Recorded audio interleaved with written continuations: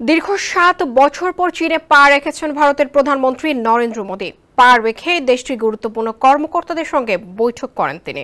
কথা বলেছেন চীনা প্রেসিডেন্ট শি জিনপিং এর সঙ্গেও। সেই বৈঠকে মোদীর সঙ্গে ভারতের জাতীয় নিরাপত্তা উপদেষ্টা অজিত দোভালকেও দেখা যায়। গেল কয়েক বছর ধরেই তিনি মোদীর পাশে আছেন ছায়ার মতো। পাকিস্তানের বিরুদ্ধে গেল মে মাসে ভারতের অপারেশন সিঁদুরের সময় গুরুত্বপূর্ণ সিদ্ধান্ত নিতে দেখা যায় অজিতকে। কারণ তার নখদর্পণেও রয়েছে পাকিস্তানের ভেতর বাইরের সব খবর। সুপার স্পাই খ্যাতি লাভ করা অজিত দোভাল নাকি পাকিস্তানে কাটিয়েছেন ৮ বছর, গোপনে চালান করেছেন গুরুত্বপূর্ণ গোয়েন্দা তথ্য। ভারতের এই সুপার স্পাই নিয়ে বিস্তারিত থাকছে ডেস্ক রিপোর্টে। হঠাৎ করে যুক্তরাষ্ট্রের বিরাগ ভাজন হয়ে উঠেছে ভারত। বলা নেই কওয়া নেই, আচমকা ভারতের উপর শুল্কের বোঝা চাপিয়ে দিয়েছেন মার্কিন প্রেসিডেন্ট ডোনাল্ড ট্রাম্প। এমন পরিস্থিতিতে ভারতের পাশে দাঁড়িয়েছে রাশিয়া, নয়াদিল্লি পাশে পাচ্ছে চীনকেও।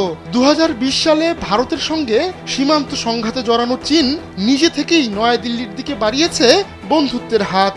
তাই ৭ বছর পর মোদীকেও দেখা গেল চীনের মাটি স্পর্শ করতে। কিন্তু এই সফরে মোদী নয়, আলোচনার কেন্দ্রে অজিত দোভাল।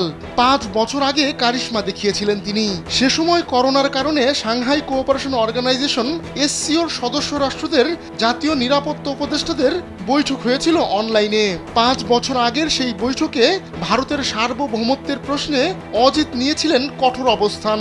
এমনকি অনলাইনে সেই বৈঠক থেকেও বেরিয়ে গিয়েছিলেন তিনি। সময়টা ছিল ২০২০ সালের সেপ্টেম্বর মাস। তখন অনলাইন সেশনে পাকিস্তানের প্রতিনিধি ডক্টর মঈদ ইউসুফ নতুন একটি রাজনৈতিক মানচিত্র প্রদর্শন করেন। সেখানে জম্মু ও কাশ্মীর এবং জুনাগড়কে পাকিস্তানের অংশ হিসেবে দেখানো হয়। এটা স্পষ্টভাবে এসসিওর নীতি পরিপন্থী ছিল। সংস্থাটির নীতি অনুযায়ী দ্বিপাক্ষিক দ্বন্দ্বকে বহুপাক্ষিক ফোরামে নিয়ে আসা যাবে না। তাই সঙ্গে সঙ্গেই আপত্তি জানায় ভারত। ওই বৈঠকে সভাপতিত্ব করেছিল রাশিয়া। তখন রাশিয়াও বারবার চেষ্টা করে পাকিস্তান যেন সেই মানচিত্র সরিয়ে নেয়, কিন্তু রাশিয়ার অনুরোধ সত্ত্বেও পাকিস্তান তার অবস্থান বজায় রাখায় সেই বৈঠক থেকে বেরিয়ে যান অজিত। এর মাধ্যমে ভারত এই বার্তা দেয় যে নিজেদের সার্বভৌমত্বের প্রশ্নে কোনো ছাড় দেওয়া হবে না। এর বাইরেও অজিতের জীবন গোয়েন্দা কাহিনীর চেয়ে কোনো অংশে কম নয়। ১৯৭১ থেকে ১৯৭৮ সাল পর্যন্ত পাকিস্তানে আন্ডারকভার সুপার স্পাই ছিলেন অজিত।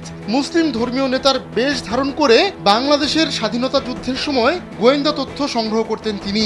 অজিত পাকিস্তান সেনাবাহিনীর পরিকল্পনা গোপনে চালান করতেন ভারতে। সেই তথ্যের ভিত্তিতেই ভারত কৌশলগত সিদ্ধান্ত নিতে সক্ষম হয়।